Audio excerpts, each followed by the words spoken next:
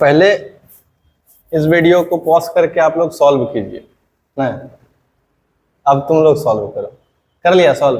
तो चलो देखो ध्यान से, कंसेप्ट क्या है इसमें कि एल्डर, ओल्डर और एल्डेस्ट और ओल्डेस्ट, यही है ना। इसमें कंफ्यूजन होता है, एरर बनता है। तो क्या है, सबसे पहले देखो कि तीन कंसेप्ट में इसको तोड़े हुए हैं वर्ड को। तो पहला जो कंफ्यूजन क्रिएट करता है वो कौन क्रिएट करता है? और एल्डर एंड एल्डेस्ट। इसका मीनिंग तो सबको पता है। कंफ्यूजन होता है क्या कि ये यूज किसके लिए किया जाता है? क्लोज फैमिली रिलेशन, जैसे ब्लड रिलेशन होता है ना, जैसे क्या, ब्रदर सिस्टर, ये सब होता है ना। ये सब जो क्लोज रिलेशनशिप होता है तो उसके लिए क्या यूज करते हैं? एल्डर या एल्डेस्ट।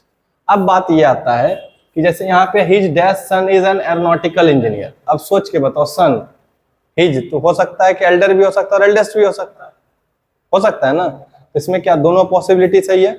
अगर एल्डर रखते हो तो भी सही है और एल्डेस्ट रखते हो तभी सही है। तो यहाँ पे कुछ भी रख दो। एल्डर अगर इसमें रख दिए, क्योंकि हमको समझाना था, इसमें पढ़ो, my dash brother deals in ready to wear garments, है ना। माई ब्रदर तो कौन सा है? एल्डर भी हो सकता है और एल्डेस्ट भी हो सकता है, तो दोनों हो सकता है। तो इसमें लिख देते हैं हम एल्डेस्ट ब्रदर। बात समझ में आया? सिर्फ यहाँ से कंसेप्ट। नेक्स्ट चलो, यहाँ पे देखना क्या है, elder is not followed by than. जबकि लग रहा होगा तुमको ये कंपैरेटिव डिग्री है ना, तो देन के साथ ये रहना चाहिए, तो एल्डर तो हो जाना चाहिए। तो कंपैरिजन भी किस में हो रहा है? दो लोगों में ही, और देन ही है। तो यहाँ पे क्या होना चाहिए? Comparative degree. तो कंपैरेटिव डिग्री में यहाँ पे एल्डर का यूज नहीं होता है, बल्कि किसका होता है? ओल्डर का। बात समझ में आया? तो यहाँ पे क्या हो जाएगा? ओल्डर। आया समझ में कंसेप्ट? यहाँ पे देखो लिख भी दिए थे, elder is not followed by than. तो हम लोग को एल्डर को हटा के क्या लगाना है? Older is followed by than. बात समझ में आया? नेक्स्ट देखो, ओल्डर और ओल्डेस्ट जो होता है, ओल्डर और ओल्डेस्ट, ये डिनोट करता है किसको? एज को। किसको दिखाता है? एज को दिखाता है। अब आ जाओ, used with both persons and things.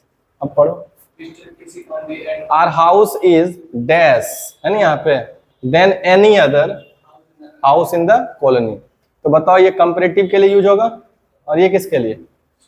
तो पहले ये भी पहचानना पड़ेगा ना। तो ऊपर वाला में क्या होगा बताओ? ओल्डर। क्यों होगा? कंपैरिजन, हाँ, कलेक्टिव है ना। Our house is house, our house is older than any other house in the colony. दूसरे से ये वाला, तो क्या होता है? ओल्डर हो जाएगा। यूनिट के बेसिस पे ना, बताओ वहां पे बताए थे जो कंपैरिजन भी होता है। तो क्या हो जाएगा? Our house. आगे आगे बताओ क्या हो जाएगा? In the village. और यहाँ पे क्या हो गया है? At the 103। ये हिंट कर रहा है ना। हाँ, द स्पेसिफाई कर रहा है, तो क्या हो जाएगा? ओल्डेस्ट। द रहता है तो ओल्डेस्ट आता है ना। द ही सुपरलेटिव डिग्री के साथ यूज होता है। चलो बहुत तेज हो गया है तुमसे। चलो पहला तो इजी है, पहला का आंसर बताना। John is my dash brother, क्या होगा? एल्डर भी हो सकता है और एल्डेस्ट भी हो सकता है, उसमें कोई दिक्कत? देखो क्लोज रिलेशन है ना, तो ये यहाँ पे एल्डर भी चलेगा और कोई दिक्कत नहीं है। आगे बताओ, टॉम इज माई, इसमें भी वही हो सकता है, यहाँ भी लगा दो कुछ, एल्डेस्ट लगा दो। नेक्स्ट बताओ, he is dash than his sister. तो देन देख के कंफ्यूजन नहीं करना है, क्योंकि देन वाला एल्डर से नहीं आता है। कंफ्यूजन ओल्डर और एल्डर में ही ना आता, तो एल्डर वाला आता ही नहीं कंपैरिजन में। तो यहाँ पे देन में क्या हो जाएगा? ओल्डर। अब यही छोटा छोटा पे कॉम्पिटिटिव में क्वेश्चन बना लेता है। क्वेश्चन एरर कैसे बना देता? He is elder than his sister. अब तुमको लगता है एल्डर, कंफ्यूजन तो नहीं है, कोई दिक्कत नहीं है, कंपैरेटिव है, देन है, दो को कंपैरिजन हो रहा है, क्लियर हो गया। लेकिन वहां पे एरर आ जाता ना। नेक्स्ट बताओ, अब यहाँ पे कैसे पता चला? ये द जो है ना, तुमको ये हिंट दे रहा है कि सुपरलेटिव, सुपरलेटिव के पहले द आएगा ही आएगा। तो क्या हो जाएगा? Rama is the oldest boy in the 11। कोई दिक्कत? नेक्स्ट बताओ, this is the oldest temple in Kolkata. This is the dash temple in the Kolkata. The लिख गया है ना, तो क्या रेफरिंग कर रहा है? सुपरलेटिव। तो क्या हो जाएगा? सब हो गया यूज, कोई दिक्कत? चलो देखो ध्यान से समझना, जो चीज समझा रहे हैं पहले उसका देखना, तुम लोग को फिर टाइम देंगे बनाने का, समझा देते हैं कंसेप्ट, फिर एक बार दिमाग लगाना। जैसे पहले लगा है ना, कंसेप्ट में क्या लिखे हैं देखो, ध्यान से देखो। तो अगर लेटर ई आर लगा है तो क्या इसको कंपैरेटिव डिग्री बोलोगे? ई एस टी है तो क्या बोलोगे? और ये भी सुपरलेटिव डिग्री, और ये भी क्या है? नहीं, और इसको क्या बोलोगे? ये ना बात है। और अच्छे से देखो, ये लेटर का क्या है? सुपरलेटिव, ये सॉरी नहीं यही तो लिख दिए हैं, इसका सुपरलेटिव ये ना कहा नहीं। अब एक चीज देखोगे ना ध्यान से, तो पता चलेगा कि ये जो है ना लेटर और लेटेस्ट, जिसमें एक टी है, जिसमें क्या है? एक टी। एक टी वाला क्या दिखाता है पता है तुमको? बोलो। LATER क्या दिखाता है? टाइम दिखाता है। हाँ, ये क्या डिनोट करता है? टाइम। और जो लेटर और लास्ट है ना, ये डिकोड करता है पोजीशन। और ये दो कंसेप्ट पे तुम लगाओगे जब क्वेश्चन को, आराम से निकाल लोगे। ट्राई करो, यही दो कंसेप्ट पे, कंपैरेटिव सुपरलेटिव, और दूसरा ये दोनों किसको रिप्रेजेंट करेगा? टाइम को, और ये किसको करेगा? पोजीशन को। अब पहला सेंटेंस पढ़ो। What is the score? Score है ना, स्कोर क्या जानना चाह रहे हैं? टाइम ना, अभी के टाइम पे जानना चाह रहे हो। अगर टाइम में चले गए तो क्या होगा? लेटर या लेटेस्ट, तो क्या हो जाएगा? हो गया गलत पहला तुम्हारा। चलो अब आया समझ में? ओ ब्लू से क्लियर हो गया ना? दूसरा बताओ पहले। We shall go to Patna in the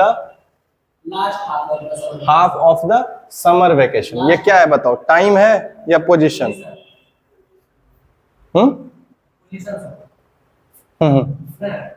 वही तो बोल रहे, पहले पढ़ो अच्छा से। We shall go to Patna in the, कब? Half of the summer vacation. Half of the summer vacation time ना दिखा रहा है गधा। हाफ ऑफ द समर कौन प्लेस है तुम? Half of the summer vacation ये डिकोड कर रहा है टाइम को ना। समर वेकेशन में जाएंगे, इसमें जाएंगे, किसको डिकोड कर रहा है? टाइम कौन दिखा रहा है? Summer vacation. कि हाफ समर वेकेशन में कहाँ जाना होगा? पटना। तो बताओ इसमें क्या हो जाएगा? क्या हो जाएगा?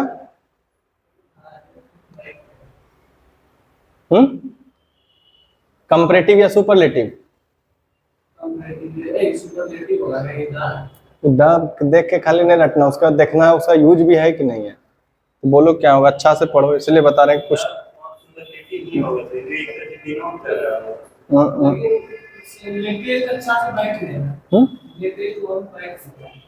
लेटेस्ट होगा, जो लेटेस्ट होगा ही नहीं तो बैठेगा कहाँ से? लास्ट भी नहीं हो, पोजीशन दिखा ही नहीं रहा है। पहले देखो सुनो ध्यान से, पहला चीज पोजीशन है नहीं, तो ना तो लेटर होगा ना तो लास्ट होगा। अब पहुंचे लेटर और लेटेस्ट में, तो तुम यहाँ पे जब जाओगे तो कंपैरिजन जो हो रहा है, we shall go to Patna in the, comparison किससे कर रहा है? सबसे कंपैरिजन तो हो नहीं रहा है, नहीं ना हो रहा है। तो यहाँ पे क्या हो जाएगा? लेटर हो जाएगा। लेटर हाफ, टाइम ना बतला रहा है, तो latter half of the summer vacation.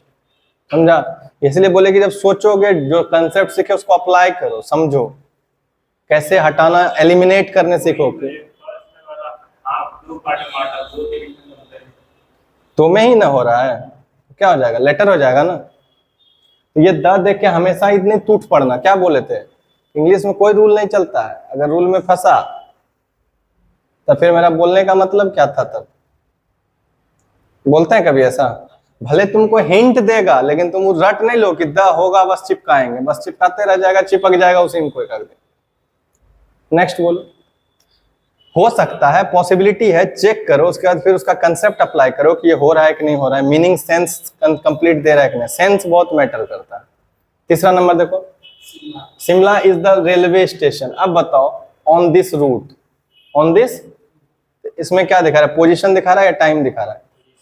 यानी कि टाइम वाला खत्म। अब कौन होगा? या तो लेटर, देखो पोजीशन डबल टी वाला, यहाँ से देखो डबल टी वाला क्या दिखा रहा है? पोजीशन, और TER वाला क्या दिखा रहा है? टाइम। लेटर का सुपरलेटिव लेटेस्ट, और डबल टी वाला का लास्ट। समझ में आया? हिंट रहेगा ध्यान में। अब बताओ क्या होगा इसमें? Shimla is the last railway station हो जाएगा, क्योंकि कोई कंपैरिजन नहीं बता रहा है कि इसके बाद ये, इसके बाद ये फाइनल कर रहा है ना। तो क्या हो जाएगा इसमें? पकड़ लिया तुम लोग। नेक्स्ट बताओ।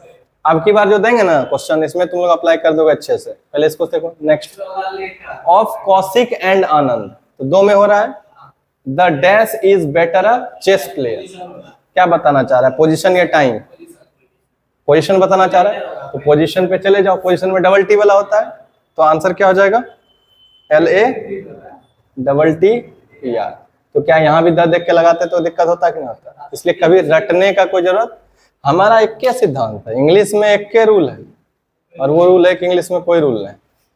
क्या समझा? एक ही यूनिवर्सल लॉ है इंग्लिश का। चलो देखो, जो बनाने का तरीका है ना, सिंपल पकड़ो पहले कि पोजीशन है या, यहीं से तुमको बहुत हिंट मिल जाएगा। तो पकड़ो आर्स। आर्स मतलब समझते हो ये क्या होता है? आर्स का मतलब क्या होता है, हाउस के बारे में बात कर रहे हैं। आर्स मतलब हो गया आर हाउस। ये आर्स जो है यहाँ पे, आर्स का मीनिंग क्या है, आर हाउस। बात समझ में आया? योर्स लिखा हुआ रहता है, योर्स मतलब क्या होगा, योर के साथ कुछ ना कुछ होगा नाउन, उसके लिए ये ऐसा लगता है। बात समझा? योर्स पेन बोलना गलत हो जाएगा, जैसे योर पेन बोल सकते हैं, योर पेन बोल सकते हैं, पेन है ना, लेकिन इसको शॉर्ट में तुम योर्स भी बोल सकते हो। ये एस किसके लिए यूज हुआ यहाँ, पेन के लिए। बात समझा? चलो यहाँ देखो तो, ours is the dash house in the street. Ours is the dash house in the street, कोई कंपैरिजन नहीं किसी से। तो क्या बता रहा है यहाँ पे, पोजीशन बता रहा है ना, पोजीशन है ना, लास्ट में होगा, ऐसे भी बोलते हैं। तो सब लास्ट वाला क्या हो गया, हो गया सबसे लास्ट में। Next, the dash chapter is carelessly written.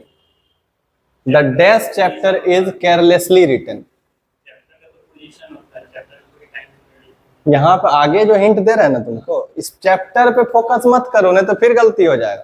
पूरा सेंस पे फोकस करो, पूरा सेंटेंस को पढ़ो, सेंस पे, वर्ड पे मत फोकस करना।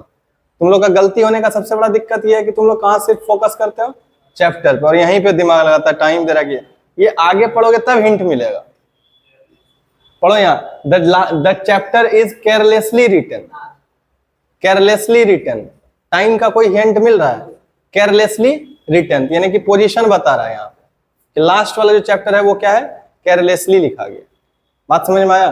तो क्या हो जाएगा इसके लिए, द लास्ट चैप्टर हो जाएगा। नेक्स्ट देखो, the dash chapters are lacking in interest.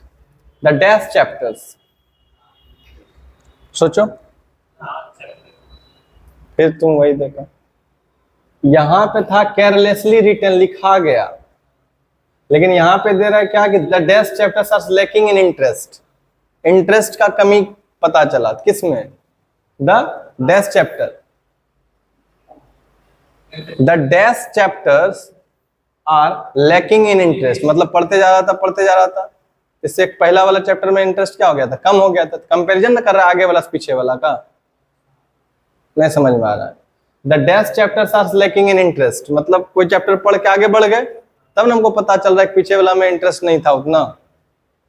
तो क्या हो जाएगा बताओ, कंपैरिजन ना हो गया आगे पीछे वाला में, तो क्या लग जाएगा यहाँ पे, पोजीशन में ना। पोजीशन में क्या होगा, लेटर या लास्ट, LATTER हो जाएगा। तो क्या बोले, जब तक तुम पूरा सेंस नहीं लगाओगे, समझोगे नहीं, सेंस डेवलप करोगे, तभी लगा पाओगे। समझे? इस वर्ड को देख के नहीं, पूरा पढ़ो, फिर सेंस डेवलप करने का कोशिश करो, लगाओ, तब लगा पाओगे अच्छे से। नेक्स्ट बोलो, I have not heard the news. यहाँ पे टाइम का बात हो रहा है, तो लास्ट न्यूज तो होगा नहीं, क्योंकि लास्ट तो पोजीशन को बताता है। तो पोजीशन तो यहाँ पे है नहीं, टाइम। अब टाइम में बात करो, लेटर और लेटेस्ट। तो लेटर कब होता है, जब कंपैरिजन होता है। यहाँ पे क्या हो जाएगा, लेटेस्ट न्यूज हो जाएगा। आगे बताओ, जैसे यहाँ पे देन कंपैरिजन कर रहा है, हिंट तो मिल गया है कि कंपैरेटिव ही होगा दोनों का। अब हिंट पता करो, टाइम है या पोजीशन है। He is dash than I expected.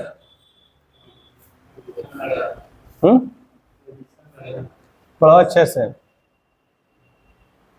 He is dash than I expected.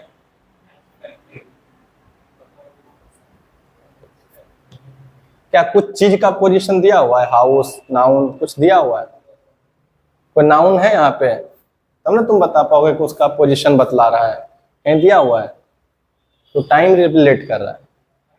He is dash than I expected, he is वो ज्यादा टाइम ले रहा है जितना एक्सपेक्ट किए थे।